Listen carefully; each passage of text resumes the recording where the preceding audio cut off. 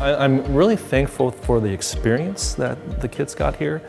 I just don't think at another school they would thrive as much as they are now. I see someone that's grown from a shy, kind of just, let me just fit in with everybody, to someone that's really excelled and really become a leader. And I think a very, very valuable part of this community. And going forward, I know that he's going to be a valuable part of whatever community he gets into or fits into, because, I mean, he's learned a lot and he's had great experiences here. The one thing that I definitely feel grateful for is the experience my kids have had in this school. Because I know they're safe, I know that they're inspired, I know that they've become better people.